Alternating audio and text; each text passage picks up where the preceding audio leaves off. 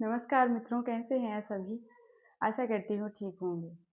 हमारे YouTube channel success with Anjali Kushwaha में आपका बहुत बहुत स्वागत है।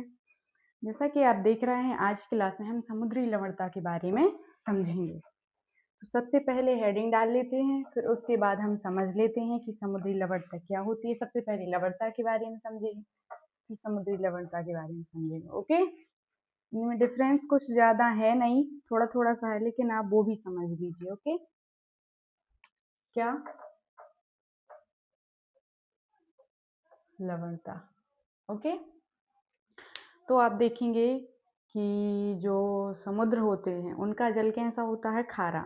खारा क्यों होता है? कुछ खनिज तत्व और जो जल में जो खनिज तत्व होते हैं और जो लवण उसमें होते हैं, घुले रहते हैं, उन्हीं की वजह से उसमें क्या होता है, खारापन होता है। तो जो समुद्र है वो, उसका जो जल है वो खारा होने का मुख्य जो कारण है वो क्या है, यही है लवणता। ओके, तो जल में जो खारापन होता है वही लवणता होती है। ये सिर्फ आपको इतना ही याद रखना है। ओके, फिर लवणता वह शब्द है जिसका उपयोग समुद्री जल में घुले हुए नमक की मात्रा को निश्चित करता है। मतलब नमक की मात्रा को प्रदर्शित करता है। कि लवणता का मतलब सीधा सा हम समझ लेते हैं कि नमक की जो मात्रा है वो समुद्र में हमें जो देखने को मिलती है, उसी को हम क्या कहते हैं, लवण कहते हैं। लवण शब्द का जो अर्थ है वो यही है। ओके, फिर इसका परिकलन 1000 ग्राम 1 किलोग्राम समुद्री जल में घुले हुए नमक ग्राम की मात्रा के द्वारा किया जाता है। इसे प्राय प्रति 1000 भाग या पीपीटी के रूप में व्यक्त किया जाता है। किसके रूप में व्यक्त किया जाता है? पीपीटी के रूप में। ये आपको याद रखना पड़ेगा। ओके, फिर लवणता समुद्री जल का महत्वपूर्ण गुण है। यदि हम समुद्री जल के गुणों के बारे में चर्चा करें तो जो लवणता है वो उसका प्रमुख गुण है। क्यों? क्योंकि आप देखेंगे कि नदियों का जो जल होता है वो मीठा होता है, तो उसमें लवणता नहीं पाई जाती। लेकिन जो समुद्र होते हैं उनका जल कैसा होता है, खारा होता है। तो जो समुद्री जल है उसका प्रथम जो गुण है वो क्या है, लवणता ही है। ओके, फिर 24.7% की लवणता को खारे जल को सीमांकित करने का उच्च सीमा माना गया है। कितनी? 24.7%। ओके, फिर महासागरीय जो लवणता है उसको प्रभावित करने वाले कारक। तो सबसे पहले हमने आपको लवणता के बारे में क्या बताया? लवणता के बारे में हमने ये बताया आपको कि जो लवणता होती है वो समुद्री जल में जो खारापन होता है या नमक की मात्रा है उसको प्रदर्शित करती है। या फिर समुद्री जल का विशेष जो गुण है वो क्या है, लवणता है। ओके, फिर लवणता को प्रभावित करने वाले कारक। ऐसे कौन कौन से कारक हैं जो लवणता को प्रभावित करते हैं? तो सबसे पहले आप देखेंगे कि महासागरों की सतह की जल की लवणता मुख्यतः बाष्पीकरण और बर्षण पर निर्भर करती है। अब सबसे पहले समझ लेते हैं बाष्पीकरण और बर्षण। बाष्पीकरण, ये दोनों पॉइंट आप अलग अलग समझ लेंगे। ओके, बाष्पीकरण और बर्षण। सबसे पहले बाष्पीकरण की ओर जाते हैं। देखो, छोटा सा एग्जाम्पल हम लेते हैं, उसके द्वारा आप अच्छे से समझ पाएंगे। तो जैसे आप देखेंगे कि एक बर्तन में जब आप पानी लेंगे, ओके, जैसे आपने एक बर्तन में पानी लिया, 1 लीटर पानी लिया। ओके, फिर उसमें आपने नमक भी डाल दिया। नमक डाल दिया आपने 1 से 2 कटोरी। ओके, फिर 1 से 2 कटोरी जब आपने नमक डाला, फिर उसको उबालने के लिए रख दिया। जब वो उसमें उबालने के लिए आपने रखा तो उसका जो जल है वो वाष्प बनेगी उस जल की, क्योंकि उसे पर्याप्त मात्रा में तापमान मिल रहा है। जब पर्याप्त मात्रा में तापमान मिलेगा तो जो उसकी वाष्प बनेगी तो वो वाष्प बन के वायुमंडल में घुल जाएगी और उस बर्तन में जो जल है उस जल में कमी आएगी। जैसे जैसे जल में कमी आएगी तो आप देखेंगे कि वो जल और खारा होता जाएगा। क्यों? क्योंकि जो जल है वो तो वाष्प बन के उड़ गया या फिर वायुमंडल में आ गया, लेकिन जो उसका जो नमक है उसकी मात्रा तो उसमें निश्चित है, उतनी ही है, और जल की मात्रा जो है वो कम हो गई, तो उसमें खारापन कैसा होगा, उसमें खारापन अधिक हो जाएगा। तो यही सेम प्रोसेस महासागरों पर भी आप लागू कर सकते हैं। कैसे?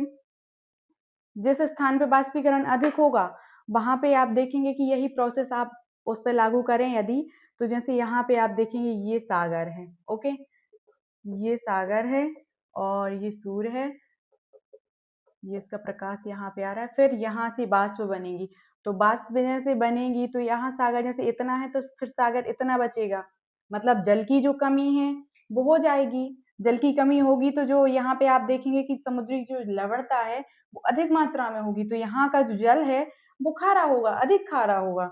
और जिस स्थान पे आप देखेंगे कि बाष्पीकरण कम होगा, जैसे बाष्पीकरण किन क्षेत्रों में अधिक होता है, भूमध्य रेखा पर। भूमध्य रेखा पे क्यों होता है कम, क्योंकि सॉरी भूमध्य रेखा पे अधिक बाष्पीकरण होता है क्योंकि जो सूर्य है वो सूर्य की जो किरणें हैं वो सीधी या लंबवत हम कह सकते हैं वो भूमध्य रेखा पे पड़ती हैं, तो इसी कारण से उन क्षेत्रों में बाष्पीकरण अधिक होता है। और आप देखेंगे कि ध्रुव जो है, उत्तरी ध्रुव कहें या फिर दक्षिणी ध्रुव कहें, तो ध्रुव जो है इन पर हमें बाष्पीकरण कम देखने को मिलती है। ओके, तो यहाँ पे जो है जो समुद्री लवणता है वो भी अधिक नहीं होती है।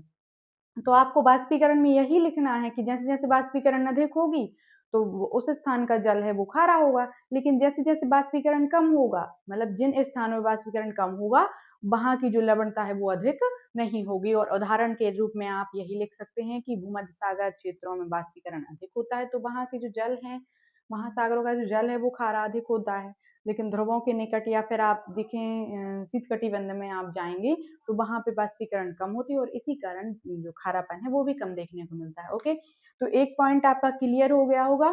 फिर दूसरे पे बात करते हैं वर्षण के बारे में। तो वर्षण वर्षण से कैसे समुद्री लवणता प्रभावित होती है, अब समझिए आप कि जो बरसन होता है, बरसन का मतलब होता है बारिश, बारिश का मतलब होता है बूंदों का गिरना। ओके, तो जैसे जैसे बूंदें गिरती हैं तो यही प्रोसेस जो हमने आपको बताई थी अभी, वही, जैसे आप फिर से वही वाला उदाहरण ले, तो जैसे आप किसी एक पात्र में जल लेंगे, तो जैसे आपने एक गिलास जल ले लिया, ओके, फिर उसमें 2 चम्मच नमक डाल दिया, फिर आपने देखा कि एक गिलास और आपने उसमें जल डाल दिया और नमक की मात्रा जो है वो वही रहेगी 2 चम्मच वाली। फिर आप देखेंगे कि आपने एक गिलास और डाल दिया तो उसमें 3 गिलास हो गए, तो जैसे जैसे आप पानी की मात्रा बढ़ाएंगे उसमें खारापन कम होता चला जाएगा। तो यही सेम प्रोसेस महासागरों पर भी लागू होती है कि जो बर्षण है, बर्षण में आप देखेंगे कि जैसे जैसे बर्षण अधिक होगा जिन स्थानों पे बर्षण अधिक होगा तो वो जो लवणता है उसकी मात्रा तो वही रहेगी लेकिन जल की मात्रा अधिक हो जाएगी, तो उन क्षेत्रों में जो है लवणता हमें कम देखने को मिलेगी। क्यों? क्योंकि बर्षण अधिक है। लेकिन जिन क्षेत्रों में बर्षण कम होता है उन क्षेत्रों में हमें लवणता कैसी देखने को मिलेगी, अधिक देखने को मिलेगी। ओके, तो आपका बर्षण वाला पॉइंट भी क्लियर हो गया। फिर 30 नंबर पे बात करते हैं तटीय क्षेत्रों में सतह के जल की लवणता नदियों के द्वारा लाए गए ताजे जल के द्वारा तथा ध्रुवीय क्षेत्रों में बर्फ के जमने और पिघलने की क्रिया ही सबसे अधिक प्रभावित होती है। अब आप ये भी समझ लें कि जो तटीय क्षेत्र होते हैं आप देखेंगे कि जो नदियां होती हैं वो नदियां कहीं से भी निकले लेकिन मिलती तो जाके सागर में ही है। तो तटीय जो क्षेत्र होते हैं उनके द्वारा भी, और जो नदियां सागर में मिलती हैं उनके द्वारा भी समुद्री लवणता प्रभावित होती है। जिस स्थान पे आप देखेंगे कि नदियां अधिक मात्रा में, जैसे ये सागर है और यहाँ से भी नदी, यहाँ से बहुत सी नदियां आके मिलेंगी तो यहाँ की लवणता कैसी होगी, कम हो जाएगी। ओके, और जिस स्थान पे आप देखेंगे कि मुश्किल से एक ही नदी है तो वो कितना कवर कर लेगी अपने, मतलब कितना जल सागर में डाल देगी, कितना नहीं डाल पाएगी, तो फिर उस स्थान की जो लवणता है वो कैसी हो जाएगी, अधिक ही रहेगी। ओके, और फिर आप ये भी देख लें कि जैसे ये हमारी पृथ्वी है तो ये उत्तरी ध्रुव है, ये दक्षिण ध्रुव है, ये उत्तरी ध्रुव, ये दक्षिण ध्रुव, यहाँ पे भूमध्य रेखा। ओके, फिर आप देखेंगे कि जो ध्रुवीय क्षेत्र हैं यहाँ पे आप देखेंगे कि जो ये होते हैं निम्नाक्षांश, मतलब यहाँ पे बहुत ज्यादा जो है बर्फ ढकी होती है, मतलब बहुत अधिक जो क्षेत्र है वो बर्फ से ही ढका होता है लगभग। तो जब बर्फ से ढका होता है फिर यहाँ पे सूर्य की किरणें पड़ती हैं, तापमान मिलता है तो वही बर्फ पिघलने लगती है, और जैसे बर्फ पिघलती है तो वो जाके कहाँ मिलती है, महासागरों में, उसका जल बनता है, फिर वो जल महासागरों में मिलता है और महासागरों में जैसे ही मिलता है तो फिर उस स्थान की लवणता कम होने लगती है। तो ये भी एक मुख्य कारक है, क्या, नदियों का जल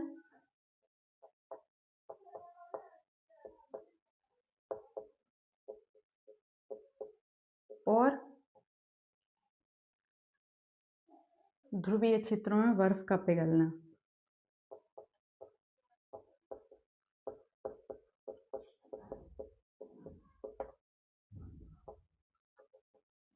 ओके,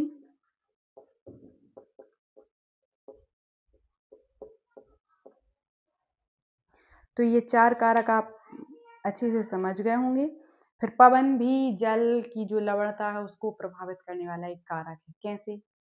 पवनें जैसे और जिस ओर चलती हैं उस स्थान पे आप देखेंगे कि जो समुद्र होते हैं उनमें भी लहरें होती हैं। लहरें कैसे चलती हैं? जैसे पवन चलेगी, तो जैसे पवन चलेगी वैसे ही लहरें चलेंगी, तो उस स्थान का जल दूसरे स्थान पे जाएगा, तो वो भी एक लवणता को प्रभावित करने वाला मुख्य कारक है। फिर महासागरीय धाराएं आप देखेंगे कि दो प्रकार की होती हैं। एक ठंडी महासागरीय धारा होती है और एक गर्म महासागरीय धारा होती है। तो महासागर की जो धाराएं हैं उनके अनुसार भी महासागरीय लवणता प्रभावित होती है, और महासागरीय लवणता में अधिकता या कमी आपको देखने को मिलती है। किनके द्वारा? महासागरीय धाराओं के द्वारा। ओके,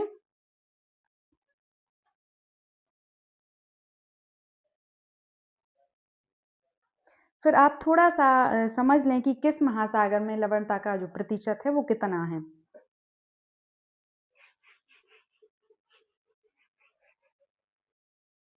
तो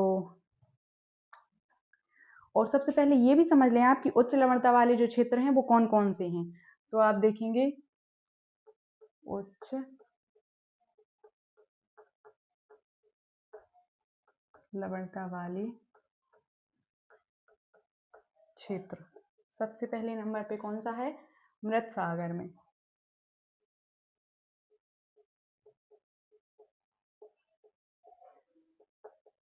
कितनी प्रतिशत? 238।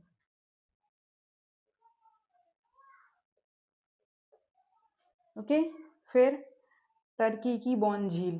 टर्की मतलब वही होता है तुर्की, तुर्की को ही टर्की बोलते हैं। ओके,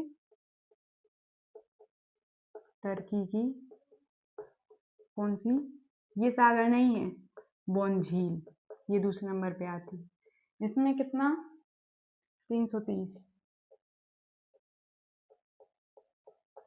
ओके, तीसरे नंबर पे कौन सी है? ग्रेट साल्ट झील। ग्रेट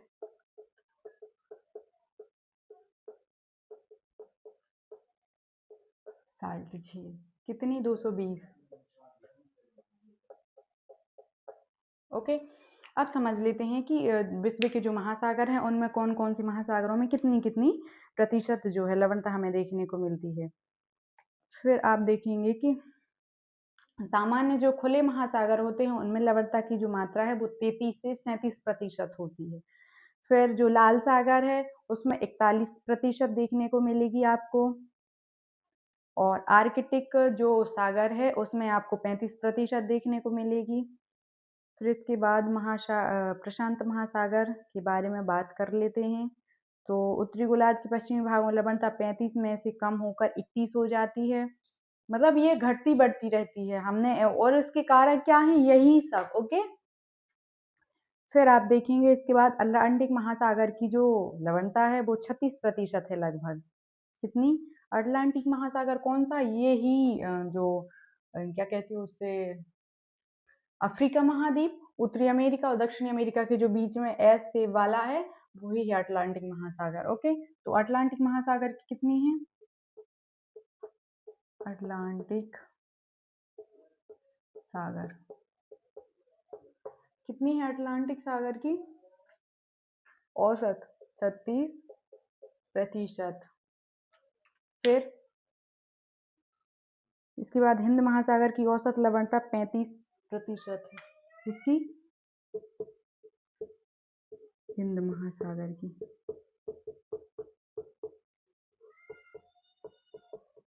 35%। प्रशांत महासागर की हमने आपको बताया घटती बढ़ती रहती है, तो औसत आप वही 35 ही मान सकते हैं। ओके, तो हमने आपको आज क्लास में लवणता के बारे में समझाया, जो कि समुद्री जो क्षेत्र है उसमें नमक की मात्रा को प्रदर्शित करता है। फिर उसके कारकों के बारे में भी समझा दिया। विश्व के जितने भी उच्च लवणता वाले क्षेत्र हैं उनके बारे में भी समझा दिया आपको, और किन सागरों में कितनी प्रतिशत लवणता पाई जाती है उसके बारे में भी समझा दिया। तो आशा है आपको हमारी जानकारी अच्छी लगी होगी। यदि हमारी जानकारी अच्छी लगी हो तो हमारे चैनल को लाइक, कमेंट और सब्सक्राइब अवश्य करें। धन्यवाद।